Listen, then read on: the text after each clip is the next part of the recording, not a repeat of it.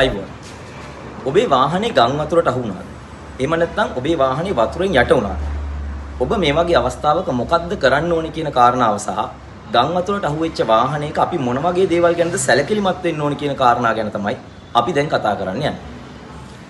වාහනයක් ගම් වතුරට අහු වුණාම මේකේ වැඩිම ඩැමේජ් එකක් වෙන්නේ වාහනේ ඉලෙක්ට්‍රික් සිස්ටම් එකට. වාහනයක එන්ජිමට වතුර යන්න පුළුවන් ප්‍රධාන ක්‍රම දෙකක් තියෙනවා.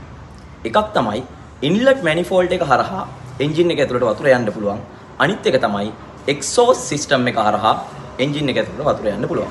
ඊට අමතරව තව ක්‍රමවේද තියෙනවා එන්ජිමක් ඇතුළට වතුර යන්න පුළුවන්. නමුත් මේ දෙක තමයි ප්‍රධාන වශයෙන්ම එන්ජිමක් ඇතුළට වතුර යන්න පුළුවන් ක්‍රමවේද දෙක. මේ වගේ ගම් වතුර අවස්ථාවක එහෙම නැත්නම් වාහනේ වතුරෙන් යට වෙච්ච අවස්ථාවක අපේ වාහන හිමියෝ කරන වැඩක් තමයි මේ වාහනේ හොඳ තත්ත්වයේ තියෙනවද? මගේ වාහනේට මොකද්ද වෙලා තියෙන්නේ කියන එක බලන්න. මේ වාහනේ ඉග්නිෂන් එහෙම නැත්නම් යතුර ඔන් කරලා බලනවා. මෙන්න මේක තමයි අපි කරලා බලන්න හොඳ නැතිම වැඩි.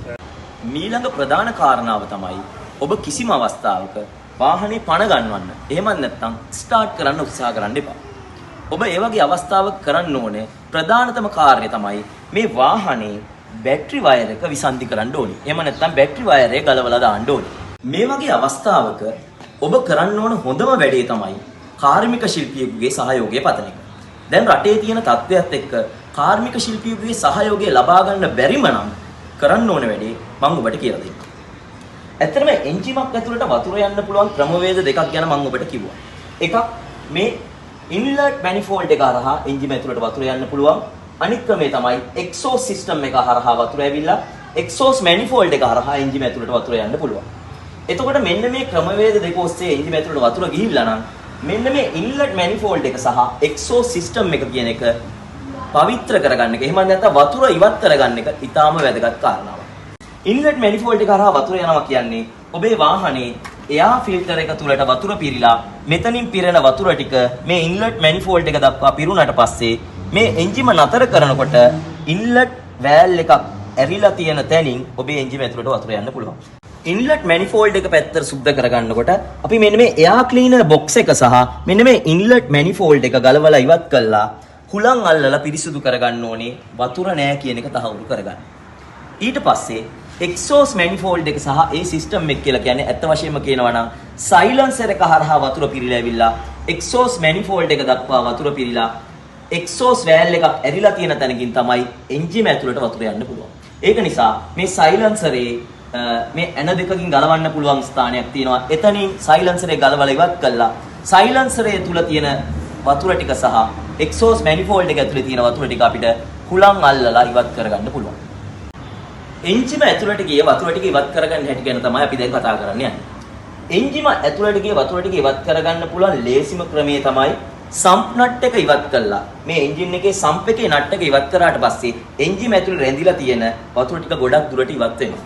එතකොට ඒ අවස්ථාවේදී ඔබ සම්ප් නට් එක ගලවපු ගමන් මුලින්ම ඉවත් වෙන්නේ වතුර. මොකද හැමතිස්සෙම ඔයිල් වතුර මත පාවෙන හින්දා මේ එන්ජිම තුලට ඇතුල් වෙච්ච වතුර ටික හැමතිස්සෙම යට කොටසේ රැඳිලා තියෙනවා. එතකොට නට් එක ඉවත් කරාට පස්සේ මුලින්ම වතුර ඉවත් වෙනවා කියන්නේ ඔබේ එන්ජිම තුලට ලොකු වතුර ප්‍රමාණයක් ගිහිල්ලා තියෙනවා. එන්ජිම ඇතුලේ තව වතුර රැඳිලා තියෙන්න පුළුවන් ස්ථානයක් තියෙනවා. ඒ තමයි මේ සිලින්ඩර මත වතුර ටිකක් රැඳිලා තියෙන්න පුළුවන්. මේ එන්ජින් එකේ සිලින්ඩර මත වතුර ටිකක් රැඳිලා තියෙන්න පුළුවන්. ඒ වතුර ටික අපි කොහොමද ඉවත් කරගන්නේ? මේ හැම සිලින්ඩරයකටම ස්පාර්ක් ප්ලග් එකක් සම්බන්ධ වෙලා තියෙනවා. අපි මේ ස්පාර්ක් ප්ලග් 4 ගලවලා ඉවත් කරගන්න ඕනේ. ඊට පස්සේ අපි තහවුරු කරගන්න ඕනේ අපේ වාහනේ ඉලෙක්ට්‍රික් සිස්ටම් එක.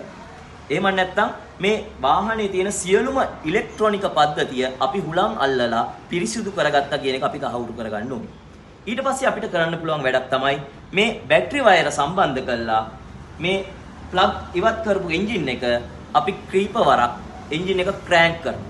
ඒ අවස්ථාවේදී මේ සිලින්ඩර මත රැඳිලා තියෙන වතුර ටික අධික වේගයෙන් ඉවත් වෙනවා. මොකද එන්ජින් එකට බරක් යෙදෙන්නේ නැහැ. එන්ජින් එකේ පිස්ටන් පීඩනයකට ලක් වෙන්නේ නැහැ. ඒ අවස්ථාවේ මේ සිලින්ඩර මත තියෙන වතුර ටික ඉතා වේගෙන් ඉවත් වෙනවා. සිලින්ඩර මත රැඳිලා තියෙන වතුර ටික ඉවත් කරගත්තට පස්සේ අපිට පුළුවන් නැවත ස්පාර්ක් ප්ලග් ටික සවි කරගන්න.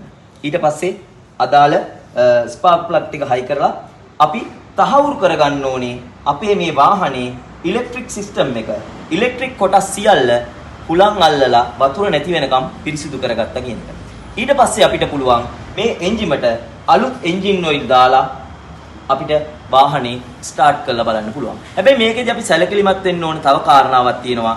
මේ වාහනේ පෙට්‍රල් ටැංකිය තුලට වතුර ගිහිල්ලා නැහැ කියන එක උපකල්පනය කළා තමයි මම මේ කාරණාව ඔබට කිව්වේ. ඉතින් මේකදී ඔබ සැලකිලිමත් වෙන්න ඕනේ ඔබේ පෙට්‍රල් ටැංකිය තුලට වතුර ගිහිල්ලාද නැද්ද කියන එක ඔබ සැලකිලිමත් වෙලා තමයි මේ වාහනේ පණ ගන්නම එක කරන්න ඕනේ. පෙට්‍රල් ටැංකිය තුලට වතුර ගිහිල්ලා නම් ඒ ෆුවල් සිස්ටම් එක ඔබේ වාහනේ පෙට්‍රල් ටැංකිය සහ ඒ එන නල මාර්ග ටික පිරිසිදු කර ගැනීමෙන් අනතුරුව තමයි මේ වාහනේ ස්ටාර්ට් කිරීමක් ඔබ සිද්ධ කරන්න ඕනේ. වාහනයක් වතුරෙන් යට වුණාම අපි කරන්න ඕනේ මූලිකම කාරණා ටික ගැන තමයි අපි දැන් මේ කතා කරේ. නමුත් වාහනයක මේ වතුරෙන් යට වුණාම ඩැමේජ් වෙන්න පුළුවන් තව කොටස් විශාල ප්‍රමාණයක් තියෙනවා. අන්න ඒ කාරණාව ඔබ හොඳින් මතක තියාගන්න ඕනේ. අපි මේ කතා කරේ බේසික් එහෙම නැත්නම් මූලිකවම අපි මේ වාහනයක් ගම් වතුරට අහු වුණාම එහෙම නැත්නම් වතුරට යට වුණාම මොකද්ද කරන්න ඕනේ කියන කාරණා ගැන. මේ වාහනයක් කියන එකක තව කොටස් තියෙනවා ගම් වතුරට අහු වුණාම එහෙම නැත්නම් වතුරෙන් යට වුණාම ඩැමේජ් වෙන්න පුළුවන් තව කොටස් විශාල ප්‍රමාණයක් තියෙනවා. ඒකින්ද ඒ කියන කාරණා ගැන ඔබ සැලකිලිමත් වෙන්න ඕනේ. මේකේ විශේෂම කාරණාව තමයි ඔබ කාර්මික ශිල්පී මහත්තයෙක්ගේ සහයෝගය පතනවා නම් ඔබ ඒ ගන්නේ නිවැරදිම තියෙනවා. ඉතින් මේ අද මේ කරපු වීඩියෝ එකෙන් යම්කිසි තාක්ෂණික දැනුමක් ඔබ එකතු කරගත්තා නම් ඒක තමයි මේ වීඩියෝ එකේ සාර්ථකත්වය. ඉතින් ගිහින්